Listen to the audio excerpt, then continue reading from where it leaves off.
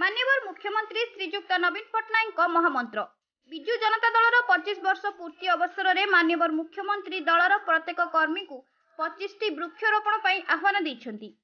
से आह्वान को स्वागत जणाइछन्ति बालेश्वर जिला सिमुलिया ब्लॉक अंतर्गत श्यामसुंदरपुर पंचायत थिबा युवकर्मी माने। सिमुलिया ब्लॉक विजु युव जनता दलर युव सभापति राजनायक नेतृत्व में आज श्यामसुंदरपुर अंचल में वृक्षरोपण करा जायछि।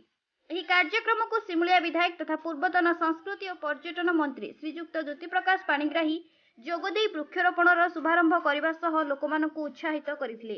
ଏଥିରେ ନିର୍ବାଚନ ମଣ୍ଡଳୀର ଯୁବ ସଭାପତି ଗଦାଧର ଜେନା, ଖଇରା ବ୍ଲକ ଯୁବ ସଭାପତି ରାଜେନ୍ଦ୍ର ପ୍ରସାଦ ନାୟକଙ୍କ ସମେତ ଶ୍ୟାମସୁନ୍ଦରପୁର ପଞ୍ଚାୟତର ସମସ୍ତ କର୍ମୀମାନେ ଉପସ୍ଥିତ ରହିଥିଲେ।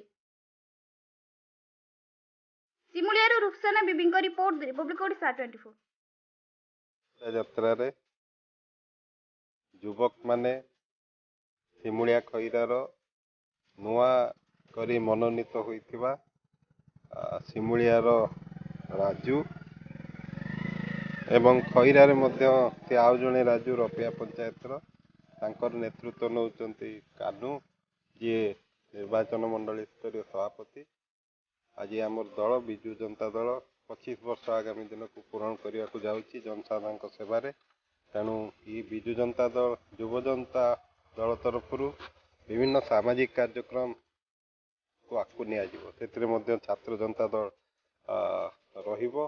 ये सामाजिक कार्यक्रम है वृक्षरोपण, रक्तदान, खेल क्रीड़ा, फुटबॉल, क्रिकेट ये सब क्षेत्र में जनसाधारण भितर युव शक्तिर जो